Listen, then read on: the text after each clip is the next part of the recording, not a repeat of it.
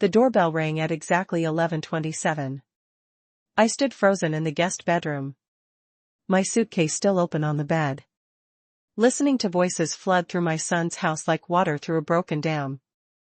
Laughter, the clink of champagne flutes, designer heels clicking across marble floors. Garrison hadn't mentioned a party. He'd said come over at 10 o'clock. He'd said we'd talk.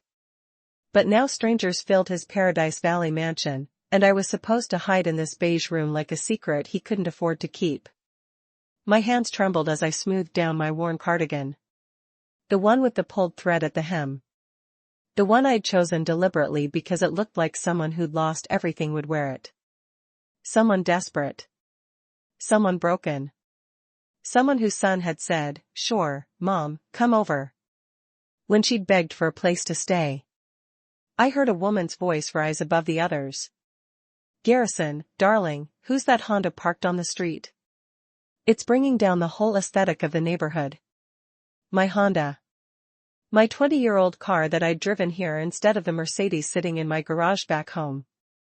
Another detail in the performance. Another thread in the costume of poverty I'd wrapped around myself like armor. Hi viewers, kindly tell us where you're watching from and what time it is.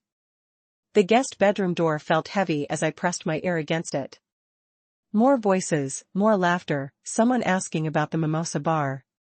I could picture them out there, Garrison's wealthy friends in their athleisure that cost more than my monthly grocery budget back when I actually had to budget. Back before I knew about the $35 million sitting in offshore accounts with my name on them. But they didn't know that. Garrison didn't know that. Nobody knew except Preston Whitmore, my late husband's attorney, and me. And that's exactly how I needed it to stay. My throat burned with thirst. I'd been in this room for over an hour, waiting like Garrison had instructed. "Just make yourself comfortable in there until they leave," Sloan had said. My daughter-in-law's smile bright and empty as a department store mannequin. "Not join us?" "Not, let me introduce you." "Just hide." I couldn't stay in here. Not for water. Not for basic human dignity. This was my son's house, and I was his mother, and I needed to see his face when confronted with the reality of me. The hallway stretched longer than it should have. 10 steps to the kitchen. I counted each one. My shoes, old kids with a coffee stain. I hadn't bothered cleaning, whispered against the tile.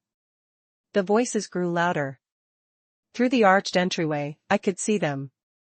8 people, maybe 10, all holding crystal glasses, all wearing clothes that screamed money and status and belonging. I stepped into the kitchen.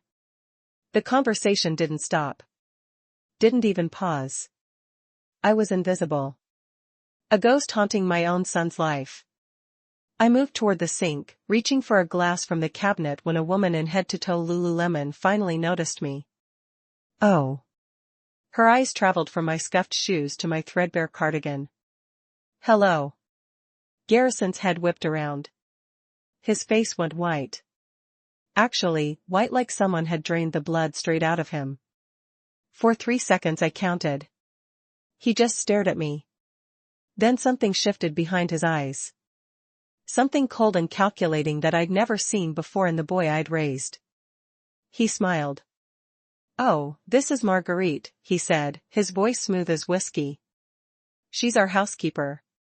She's staying temporarily while we remodel her quarters." The room tilted. The glass in my hand felt suddenly heavy. Housekeeper? He just introduced his own mother as the housekeeper. I watched his mouth move, heard him continue talking. Something about the remodel taking longer than expected. Something about her being so reliable. But the words turned to static in my ears. A housekeeper. The woman in Lululemon smiled at me. The kind of smile you'd give someone who cleans your toilets. "How lovely. Garrison and Sloan, you're so generous. Letting her stay during renovations." I couldn't speak. Couldn't move. My fingers gripped the counter edge so hard my knuckles went bone white. Across the room, Sloan stood next to Garrison, her hand on his arm, nodding along like this was perfectly normal, like erasing me from existence was just another party trick. Mom appreciates it, don't you? Garrison's eyes locked onto mine. There was a warning in them, a threat wrapped in a smile. Play along or else. The glass slipped from my hand. It didn't break, just clattered into the stainless steel sink with a sound like a gunshot. Every face turned toward me. I saw their expressions, pity mixed with annoyance, like I disrupted something important by existing. Sorry.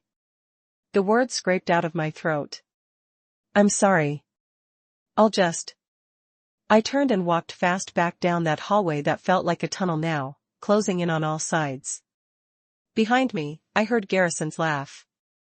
Heard him say something about the help being a bit clumsy. Heard his friends laugh along. The guest bedroom door clicked shut behind me.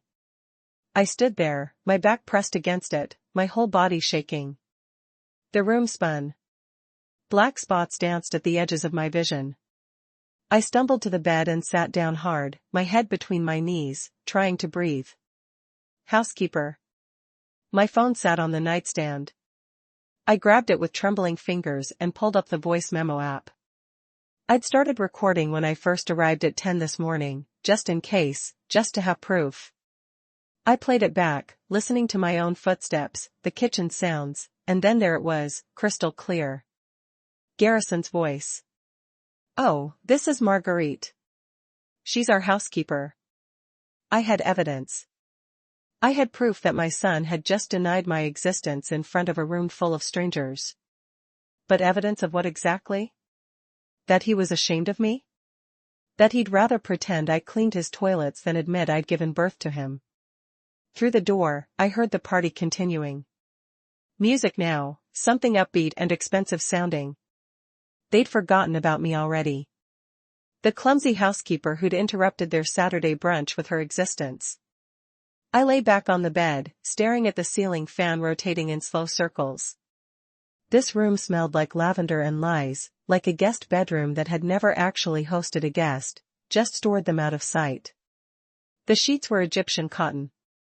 The pillows were memory foam. Everything was expensive and cold and wrong. My suitcase sat open on the chair. I could see my clothes inside, the worn sweaters, the faded jeans, the shoes with scuffed heels.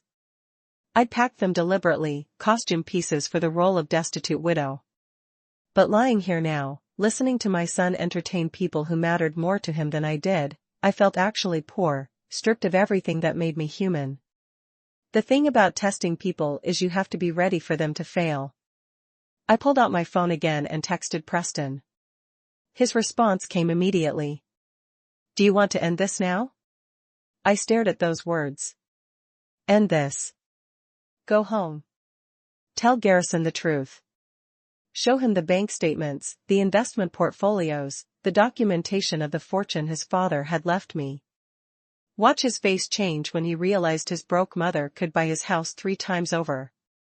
But that wouldn't tell me anything I didn't already know. I'd seen his true colors today. Housekeeper. The word burned in my chest like acid. Not yet, I texted back. I need to see how far he'll go. Through the wall, I heard Garrison's voice boom with laughter. Heard glasses clinking in a toast. Heard my daughter-in-law Sloane's high-pitched giggle. They were celebrating something. Maybe just the fact that they'd successfully hidden me away. I closed my eyes and let myself remember. Not this Garrison, the stranger who'd introduced me as the help, but the other one, the 5-year-old who'd brought me dandelions from the backyard, clutching them in his sticky fist, calling them sunshine flowers. The teenager who'd cried on my shoulder when his first girlfriend dumped him. The young man who'd asked my blessing before proposing to Sloane, his eyes bright with hope and love. Where had that person gone? Or had he ever really existed at all? The party sounds faded as guests started leaving around 2 o'clock. I heard goodbyes, promises to do this again soon, car engines starting in the driveway, then silence, heavy and thick. I waited for Garrison to come to my room to apologize, to explain. He didn't come. Instead, around 4, I heard his voice in the hallway. He was on the phone. I cracked the door open just enough to listen. Yeah, my mom's staying with us. Total nightmare. She lost everything when Dad died. Turns out he was horrible with money. I mean, what did she expect after 40 years of not paying attention? Now it's our problem, my problem. I was his problem. I give it a month, maybe 6 weeks, he continued. Sloane's already looking at some affordable senior living options. Nothing fancy, but she can't expect us to support her forever, right? I closed the door quietly. So quietly he'd never know I'd heard. But my hands were shaking again. And this time I couldn't make them stop. This was my son, the boy I'd raised, the man I'd sacrificed everything for. And he was already planning how to get rid of me. I sat on the edge of the bed and let the tears come. Not because I was actually broke. Not because I actually needed his help. But because I'd just discovered something worse than poverty. I discovered that the person I loved most in this world would abandon me the second I became inconvenient. Bernard had been dead for 3 months. 3 months since I'd stood at his funeral watching Garrison check his phone during the eulogy. 3 months since I'd discovered the secrets my husband had kept, the offshore accounts, the investments, the $35 million he'd never mentioned in 42 years of marriage. I could still see Preston's face when he'd slid that first document across his mahogany desk. Mrs. Castellano, your husband was worth considerably more than you knew. Considerably more. Like he was describing a wine collection. Not a fortune that would change everything. But Bernard was gone. Heart attack at 73. Sudden and final. No warning. No goodbye. Just there one morning making his instant coffee and reading the newspaper and gone by afternoon. I'd found him in his recliner, the sports section still open on his lap. The funeral had been modest. Bernard would have wanted it that way. Or at least that's what I'd thought. Now I wondered what else I'd been wrong about. We'd lived in our 3-bedroom ranch house in Scottsdale for 40 years, clipping coupons and shopping clearance sales. I'd darned his socks. He'd fix the garbage disposal himself rather than call a plumber. We'd been comfortable but careful, practical, sensible, all lies apparently. I remembered standing in that church, watching maybe 30 people scatter among the pews. Garrison had sat next to me in the front row, but his mind was somewhere else. I'd felt him checking his phone, the subtle glow illuminating his leg. Sloane sat on his other side whispering something about the catering being subpar. Their kids, my grandchildren, Breen and Aninsley, had stayed home. Too upsetting, Sloane had said. After the service, people had approached with their condolences. I'd shaken hands I couldn't remember, accepted casseroles I wouldn't eat. Garrison had actually worked at his father's funeral, laughing with some dental supply rep about golf handicaps. I'd driven home alone that day, eaten Chinese takeout in front of the TV, fallen asleep in Bernard's recliner because our bed felt too big and too empty. 1 week later, Preston had called. Marguerite, we need to meet about Bernard's estate. There are some unexpected elements. Unexpected. Another careful word for a lawyer who'd known Bernard for 20 years, who'd probably known about the money all along. I'd driven to Preston's office in downtown Scottsdale, my hands sweating on the steering wheel. Estate planning seemed straightforward. Bernard and I had simple wills, everything to me. Then to Garrison when I died. Clean, easy, done. Preston's office smelled like leather and old books. He'd offered me coffee. I'd declined. My stomach was already churning with grief and confusion. Your husband was a very private man, Preston had started. Particularly about finances. We didn't have much to be private about, I'd said. Savings account, the house, his pension. Preston had opened a folder. Thick, too thick for a simple estate. Bernard made certain investments over the years. Starting in the early 90s, he began moving money into offshore accounts. Offshore accounts. Words from movies about criminals and tax evasion. Not words about my husband who'd insisted we buy store-brand cereal. I don't understand. He was very good at it. Preston had pulled out document after document. Bank statements showing transfers I'd never seen. Property deeds to buildings I'd never heard of. Stock certificates for companies I'd never known we owned. He started small, 5,000 here, 10,000 there. But he had a gift for picking investments, tech stocks in the 90s, real estate before the boom. Bitcoin in 2013. Bitcoin. Bernard had said cryptocurrency was a scam for idiots. Another lie. How much? I'd whispered. Preston had slid the final document across the desk. A summary page. Assets and holdings. Current valuations as of Bernard's death. $35 million. The number hadn't made sense. I'd read it 3 times. 35 million with 6 zeros. More money than I could spend in 10 lifetimes. More money than seemed possible for a man who'd driven a 15-year-old Camry and refused to replace our kitchen cabinets. I don't. Why didn't he tell me? Preston had leaned back in his chair, his expression sad. I asked him that once. He said he wanted to make sure you'd be taken care of. That you'd never have to worry, but we could have lived differently, traveled, enjoyed it together. He said you'd try to give it all away. That you had too generous a heart. Preston had smiled slightly. He wasn't wrong, was he?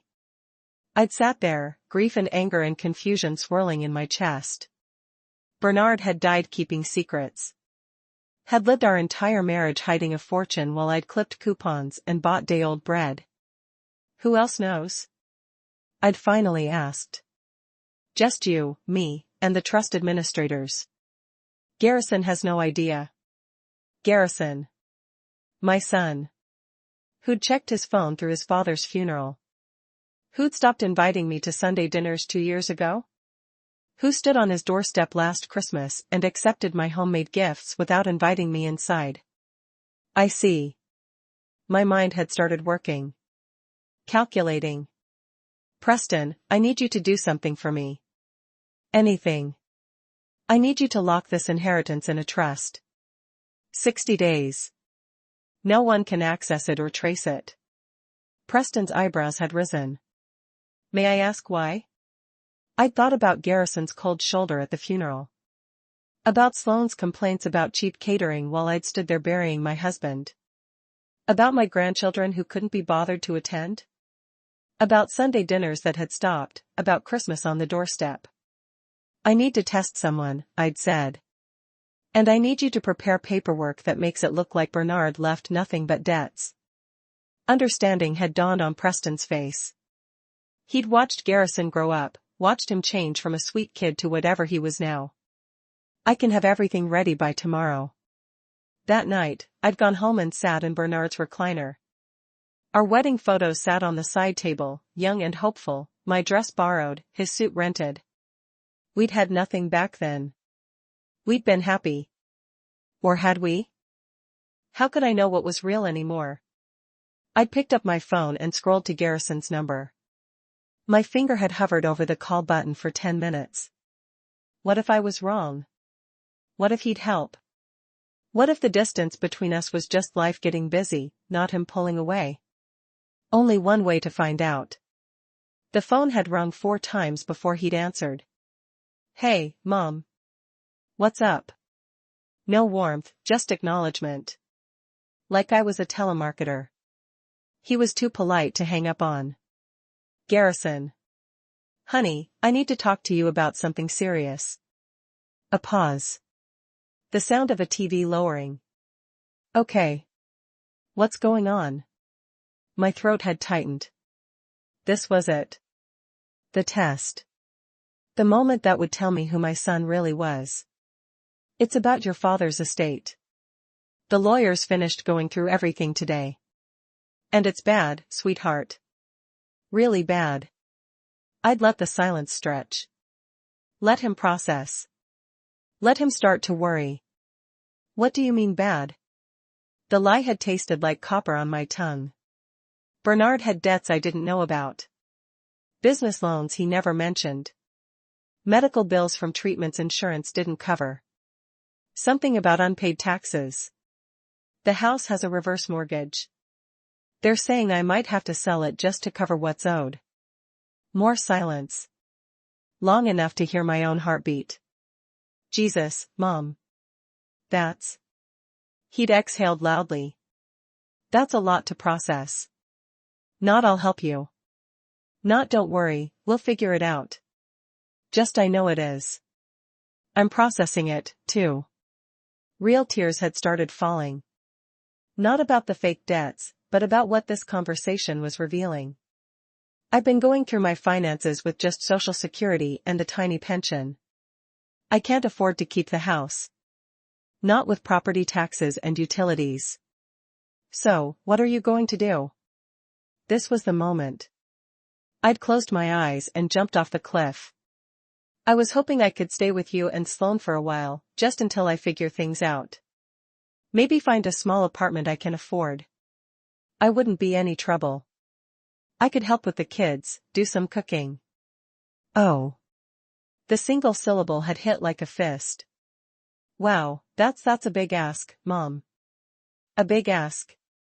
Asking my son for help was a big ask. I know it is. I wouldn't ask if I had any other choice. The pause had stretched so long, I'd thought the call had dropped.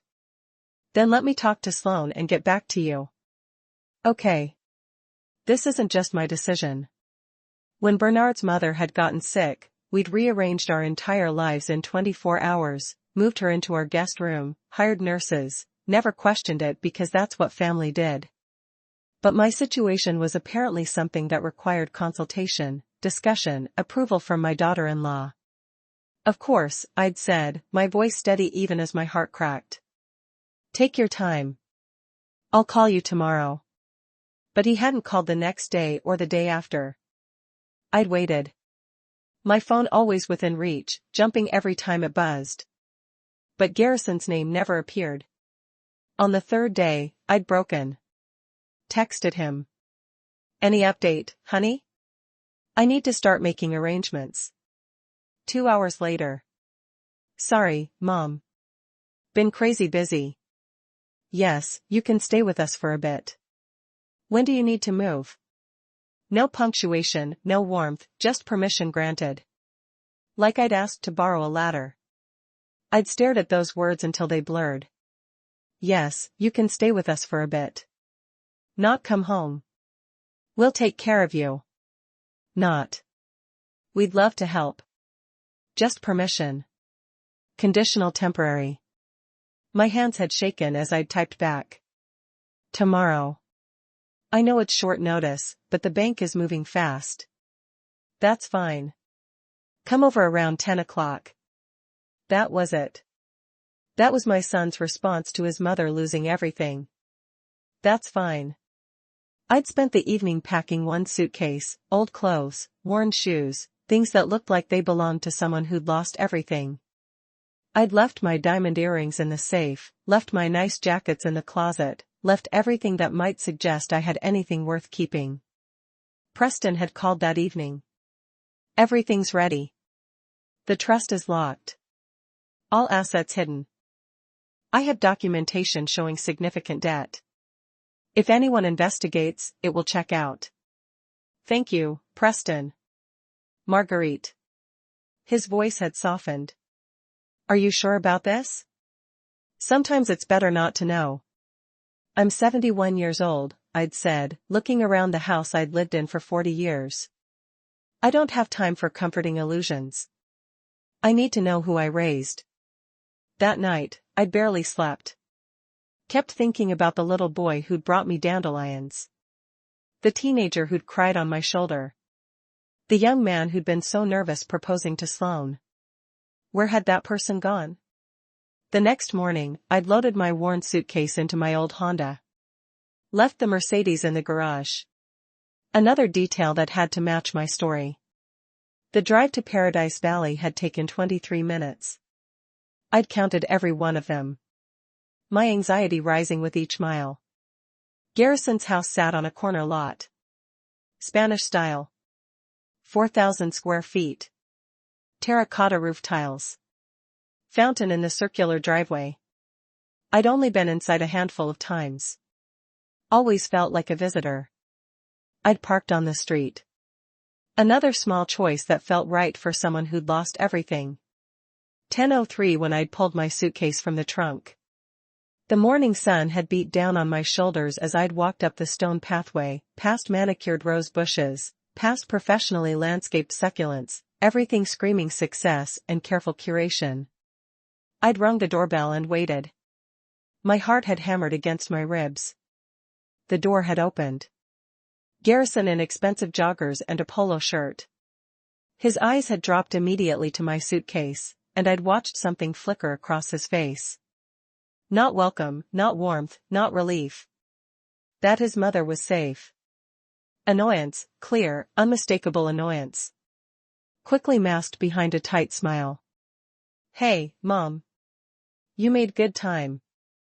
He hadn't moved to help with my suitcase. Hadn't stepped forward to hug me. Just stood there like a landlord greeting an unwelcome tenant. Traffic wasn't bad. My voice had barely worked. Right. Well, come on in.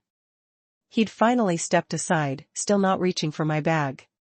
I'd pulled my suitcase over the threshold. The wheels had caught on the doorframe.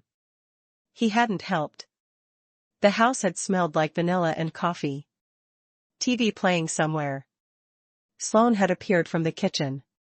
Her blonde hair perfect at 10 o'clock in the morning. Wearing athleisure that probably cost more than my monthly grocery budget used to be. Marguerite. Hi. Her smile had been bright and completely empty.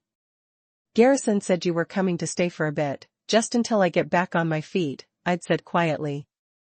I really appreciate the guest room is ready. She'd already been turning back toward the kitchen.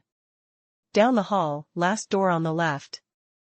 We're having some people over for brunch at 11:30, so just make yourself comfortable in there until they leave. I'd stood frozen. They were having people over and I was supposed to hide. Mom. Garrison had already moved toward the kitchen. You good? I've got to help Sloane finish setting up. Yes, I'd looked down at my suitcase, at my trembling hands, at my life crumbling around me. I'm fine. Quote, I wasn't fine. Walking down that hallway, past family photos that didn't include me. Past a life my son had built without space for his mother. I'd felt something inside me harden like cooling steel. The guest room had been beautiful and impersonal. Hotel nice beige walls, matching curtains, a queen bed with decorative pillows that had clearly never been slept on. Private bathroom, dresser, but no warmth, no welcome.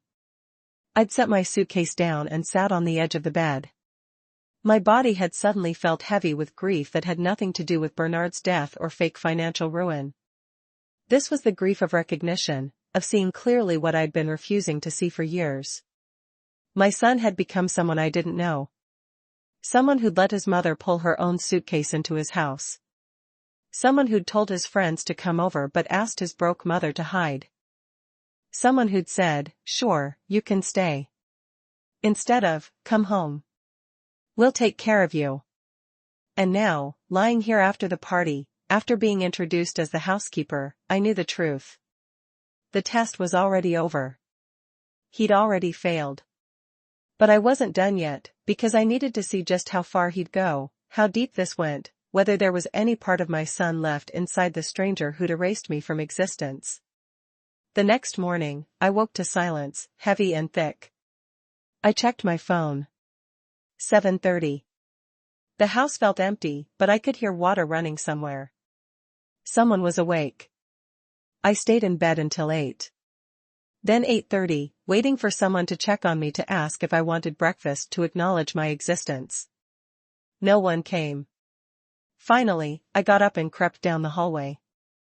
The house smelled like coffee and something sweet. Cinnamon rolls, maybe. My stomach growled. I'd skipped dinner last night. Too upset to eat. The kitchen was empty. Coffee maker still on. A plate of pastries on the counter. I poured myself a cup with shaking hands, waiting for someone to appear and tell me these weren't for me. Sloane walked in, phone pressed to her ear. She saw me and frowned slightly, not angry, just surprised like she'd forgotten I was here. She covered the phone. "Oh, Marguerite, we usually eat breakfast as a family in the dining room. Maybe you could take that back to your room." "Take my coffee back to my room." Like a child being sent away from the adult table, I nodded and left. Walked back down that hallway with my coffee and my dignity in pieces, sat on my bed and stared at the wall. Around 10, I heard Garrison's voice in the hallway. He was on the phone. I opened my door. A crack. "No, it's fine. She's quiet at least. Stays in her room most of the time." A pause. "Yeah, Sloane's already looking at some options. There's a place near downtown. Nothing fancy, but it's cheap. Should be perfect for her situation." Her situation, like poverty, was a disease I'd caught. Probably another week or two. Just until she can get her first social security check and figure out a budget. Another pause. "Dude, I know. But what else was I supposed to do? She's my mom." Couldn't exactly say no, but he'd wanted to. I closed the door and sat back down. Pulled out my phone and texted Preston. "How much longer do I have to do this?" "As long as you need." "But Marguerite, are you okay?" Was I okay? I was living in my son's house while he planned how to get rid of me. While he introduced me as the housekeeper, while he complained about me to his friends.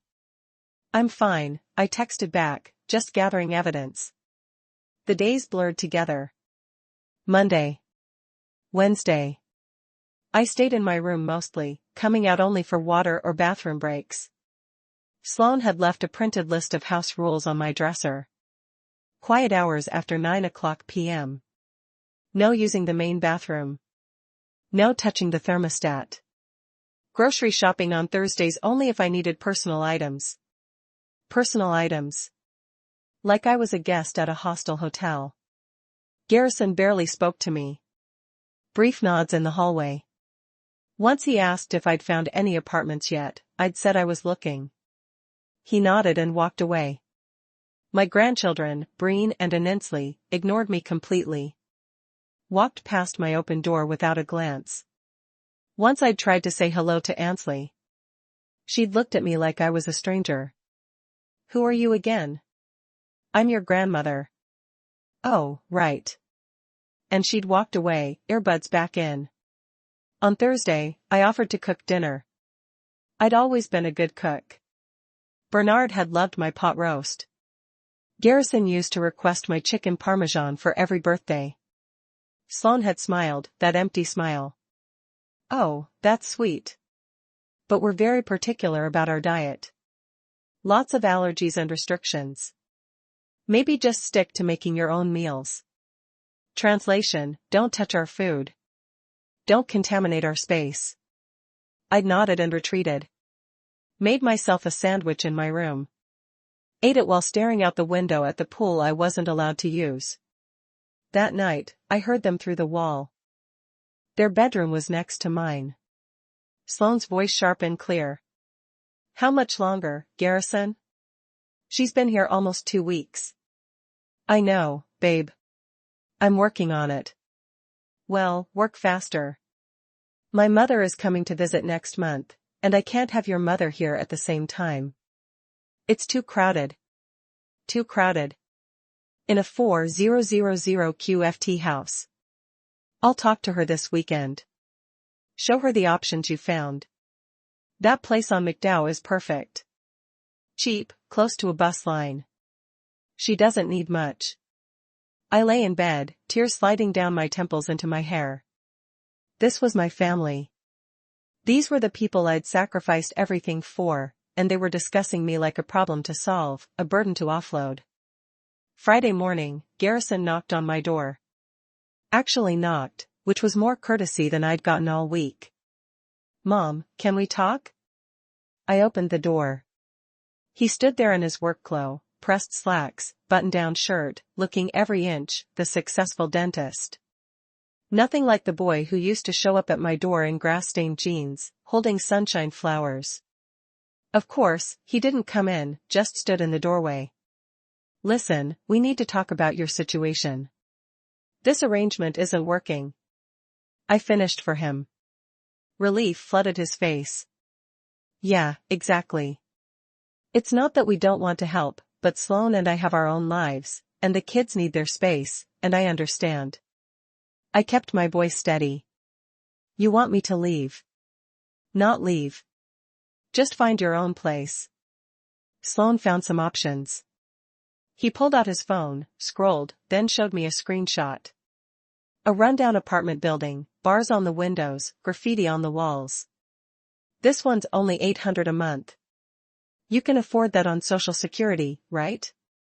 I looked at the image at the place my son thought was good enough for his mother in a neighborhood where I'd be afraid to walk to my car in a building that looked one inspection away from being condemned. When do you need me out? I asked quietly. End of the month. That gives you 2 weeks. Sloane's mom is visiting. And we need the guest room. 2 weeks. 14 days to find a place to live, to figure out how to survive on Social Security in one of the most expensive cities in Arizona. Except none of it was real. I had $35 million. I could buy this house 3 times over. Could buy Garrison's dental practice and shut it down just for spite. But he didn't know that. And the fact that he was willing to send his mother to that apartment, to that neighborhood, to that life told me everything I needed to know. Okay, I said. 2 weeks relief again. Like I just agreed to solve all his problems. Great. Thanks, Mom. I knew you'd understand. He started to leave, then turned back. Oh, and Mom, do you remember those dandelions I used to pick for you? My heart stopped. Maybe there was something left. Maybe what? I whispered the sunshine flowers or whatever I called them. You brought it up the other day, he shrugged. I was thinking about it. That was so long ago. Crazy how kids do weird stuff like that. Weird stuff. Bringing his mother flowers was weird stuff. Yeah, I managed. Crazy. He left. I closed the door and slid down against it, sitting on the floor with my knees pulled to my chest. This was it. The final piece of evidence I needed. My son didn't just not care about me. He'd erased me. Erased the mother who'd raised him. Erased the memories that didn't fit his new life. Turned love into weird stuff and devotion into burden. I pulled out my phone and called Preston. It's time, I said when he answered. Are you sure? I've never been more sure of anything in my life. I wiped my eyes. Set up the meeting. Monday morning. I want him there. I want Sloan there. And I want the truth to finally come out. Consider it done. Preston paused. Marguerite, don't be. Better to know. I hung up and sat there on the floor of the guest room that had been my prison for 2 weeks. Outside, I heard Garrison's car start. Heard him drive away to his successful life. Probably relieved that he'd solved his mother problems so efficiently. Monday morning, 3 days away, that's when everything would change. When the truth would explode like a bomb in the middle of his carefully constructed life, I couldn't wait. The weekend passed in a blur. I stayed in my room, packing and repacking my suitcase. Sloan knocked once on Saturday to ask if I needed help looking at apartments. I'd said no. She'd seemed relieved. Sunday, I sat on my bed and wrote down everything. Every cruel moment, every dismissal, every time I'd been erased or ignored or treated like an inconvenience, pages and pages of evidence that my son had failed the only test that mattered. Preston called Sunday night. Everything's set. Monday at 10 o'clock, my office. I told Garrison we needed to finalize some paperwork related to Bernard's estate. He sounded annoyed but agreed to come. Did he ask what kind of paperwork? No, just complained about having to reschedule patients. Of course, his patients mattered more than his mother's estate. And Sloan, I suggested she might want to attend since this could affect their household finances. She'll be there. I smiled. It felt strange on my face, like I'd forgotten how. Perfect. Monday morning, I dressed carefully. Not in my worn clothes. Those went back in the suitcase. Instead, I pulled out the outfit I'd hidden at the bottom. Black slacks, silk blouse, the diamond earrings Bernard had given me for our 20th anniversary. I looked like myself again, like someone worth $35 million. I left the house at 9:15, leaving my suitcase behind. I'd come back for it later. Or maybe I'd never come back at all. Preston's office smelled the same. Leather and old books, but this time I walked in with my head high. Preston smiled when he saw me. You look different. I feel different. I sat down across from his desk, ready. Everything's prepared. The real documents are here. The fake debt papers are shredded. All that's left is the reveal. At exactly 10 o'clock, the receptionist buzzed. Mr. and Mrs. Castellano are here. Send them in, Preston said. The door opened. Garrison walked in first, checking his watch. Sloane followed, her expression annoyed.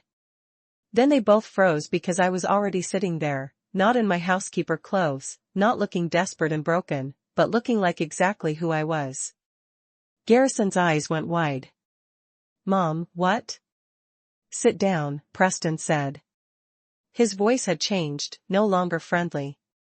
They sat, both of them looking confused and slightly worried. Preston opened a folder, started pulling out documents. We're here to discuss Bernard's estate, specifically what he left to his widow. Right. Garrison leaned back. Look, I know Mom's situation is rough, but I'm not sure what this has to do with Garrison. Preston's voice cut like a knife. Be quiet and listen. My son's mouth snapped shut. Sloane's hand found his on the armrest. Preston slid the first document across the desk. Bank statements. Offshore accounts, numbers with lots of zeros. Bernard Castellano maintained several investment accounts, real estate holdings, stock portfolios, cryptocurrency investments. Garrison picked up the paper. His eyes scanned the numbers. His face went white. What is this? Sloane grabbed the paper. Her eyes widened. These numbers can't be real. They're very real. Preston pulled out more documents. Current total valuation of Bernard's estate is $35 million. All of it inherited by his widow, Marguerite Castellano. The silence was deafening. I watched my son's face cycle through emotions. Confusion. And then there it was, the calculation, the greed. Garrison looked at me. Mom, why didn't you tell me? Because I wanted to test you, I said quietly. I wanted to see what kind of man you'd become. Test me? What are you talking about? I pulled out my phone, played the recording. His voice filled the room. Oh, this is Marguerite. She's our housekeeper. Sloane's face went red. Garrison looked like he might be sick. I played another clip. Yeah, my mom's staying with us. Total nightmare. She lost everything when Dad died. Turns out he was horrible with money. Then Preston pulled out his own folder. Mrs. Castellano has been staying in your home for 2 weeks. During that time, she documented numerous instances of neglect, emotional abuse, and financial abandonment. He listed them. The house rules, the suggestion I eat in my room, the rundown apartment, the pressure to leave. Every single thing documented and timestamped. Mom, Garrison stood up. This is insane. You lied to me. You pretended to be broke. I did. I agreed. And you pretended to care about me. So, we're even. That's not fair. We took you in. We gave you a place to stay. You gave me a prison, I said, my voice steady and cold. You introduced me as your housekeeper. You planned to put me in an apartment in the worst neighborhood you could find. You treated me like a burden you couldn't wait to get rid of. Sloane finally spoke. This is ridiculous. Garrison was trying to help you. We both were. By asking me to hide during your brunch party, by leaving house rules on my dresser. By telling your friends I was the help. I stood up, looked my son in the eyes. I tested you, Garrison, and you failed in every possible way.